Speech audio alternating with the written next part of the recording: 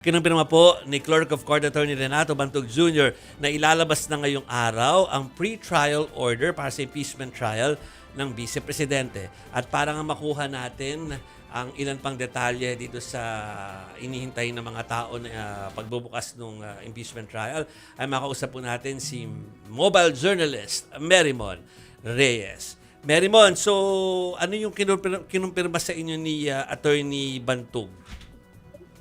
Jovi, Chiki Masek, kanina lang nangulit-ulit kami kay Secretary Ray Bantog. And ang nasabi niya sa akin, release na raw sa parties by electronic mail itong pre-trial order. Ang hiningi ko pang timestamp, ang sabi dito ni Sec Bantog, 5:23 p.m. daw pinadala na sa defense team, 5:24 p.m. pinadala naman sa House Prosecution Panel by email. Pero yung physical copies ito or yung printed copies to be hand-delivered din daw. Pero kino-confirm ko lang din kung within today din nila ito target.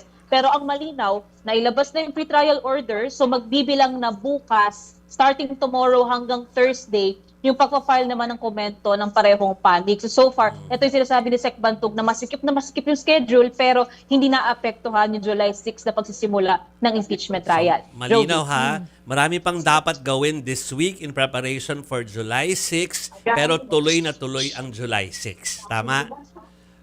Tuloy na tuloy, walang pagbabago. Kahit last week nung hinihintay pa natin yung pagtatapos na pre-trial conference, wala raw napapag-usapan na iibahin o iuusog yung date na pagsimula ng impeachment trial. And ang nasabi pa nila nung Wednesday, kapag susubukin nilang matapos talaga ng Thursday yung pre-trial conference at kung aabutin daw yun ng gabi, go. Pero kung worst case scenario hanggang Friday, pero hindi naman yun nangyari. Yeah. So over the weekend, ang pinakatinrabaho dito ay yung pagbubuo na o yung paglalatag ng pre-trial order. Singit ko na ha, Mase and Chiki, yung media coverage, alam ko nag-meeting kayo dyan kanina.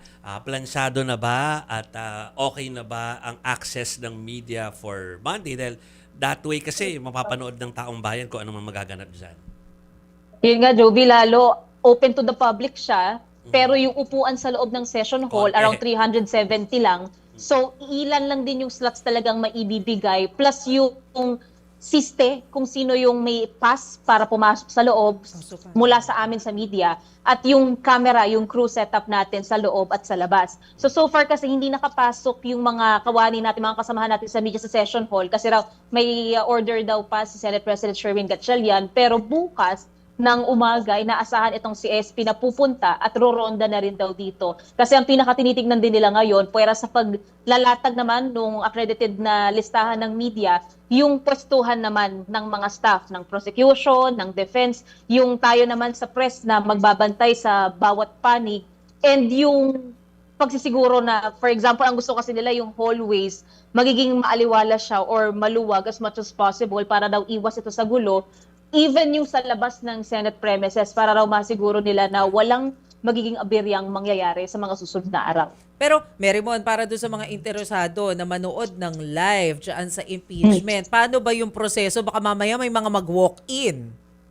Pwede ang walk-in, pero kailangan pa rin daw mag-register doon sa Visitors Management System ng Senado. So nilalabas din nila yon doon sa website, link siya. And per day, merong updating nun. So hindi, kumbaga, so far kasi sa naging pagtatry namin dito, parang isang linggo parang nila pinapakilala yung Visitors Management System. Per day siya, ina-applyan or nilalagyan ng detalye. So still, while open ito to the public, bilang lang din yung maaaring mapapasok. Kaya kailangan may registration and masiguro rin nila. Yung may verification kasi dito, yung ID, yung pangalan, and taga saan, para lang din malinaw yung mga may nais pumunta at manood itong trial. So, dapat may VMS, pero ano mangyayari dyan? First come, first serve, ganun. More likely, kasi ang pinakamalinaw, pwede ang walk-in, pero may registration pa rin siya sa VMS and limited lang yung upuan pa rin still sa loob ng session hall. Kasi hindi lang naman, though, ang promise talaga nila dito, open siya to the public, pero logistics-wise kasi, hindi lang din naman, yun lang ang iuupo nila. So, meron pa from the witnesses, yung sa House Prosec, sa defense, meron din silang kanya-kanyang mga kasama. Sa media din, meron ding nakabantay sa loob. 30 so far yung nakuha natin na numero. And ang isang kailangan din nilang bantayan dito is dahil parang regular court ito, so kapag nagsimula ang trial, sarado ang pinto. Kaya yun yung ilan sa mga magiging mahigpit daw sila sa pagbabantay nitong impeachment trial proceedings. Marymon, balikan ko lang yung pre-trial order na sabi mo, pinadala na nga through email, tapos ipapadala din yung hard copy. You just don't know kung today or kailan, no? Pero from now until July 6, ano pa yung mga hinihintay natin? Like, pwede pa ba silang magkomento dito sa pre-trial order? Or kung hindi magkokomento, okay lang din ba yon? Kung yung isang side, for example, hindi magkomento, ano yung mga details na alam mo? Chiki, yung pre-trial order, kasi ang nasabi ni Sec Bantug, ang una raw talagang bibigyan ng kopya itong dalawang panig. So, we're still waiting kung mabibigyan na tayo agad-agad ng kopya. Pero ito yung blueprint ng magiging presentasyon o yung takbo ng trial proper. So, ito yung lumabas base sa pre-trial conference. And ang mangyayari ngayon, since nabigay na itong pre-trial order, Tuesday, simula bukas, Wednesday hanggang Thursday, yun yung 3 araw na meron ang prosecution panel pati ang defense na mag-file na din or mag-submit ng kanilang komento tungkol doon sa pre-trial order. Pero it's not a question of substance. Kumbaga, yung nilalaman lang ng pre-trial order, yung pagkukomentohan nila. Pero anything or everything else, sa trial proper na rin daw natin abangan yung mga yun. So kung may komento sila na gusto nilang ipabago, hindi na mababago muna?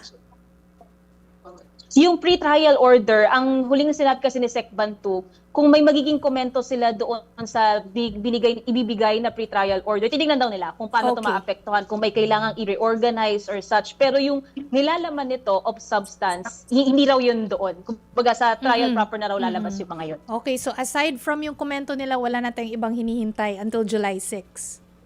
So far sa ngayon, wala pang nababanggit si Sec Bantug. Kasi ang nangyayari, dapat kanina umaga ang inaabangan talaga namin yung paglabas ng pre-trial order and then logistics na. Rumoronda na, chinecheck na yung mga holding room, yung setup for the audio system, for the camera crew ng media. Pero yung ibang parte na ng trial proper, doon na yun. By next week na natin makikita talaga lahat. Okay? Okay, with that, pasalamat muna tayo sa ating mobile journalist na si Marymon Reyes.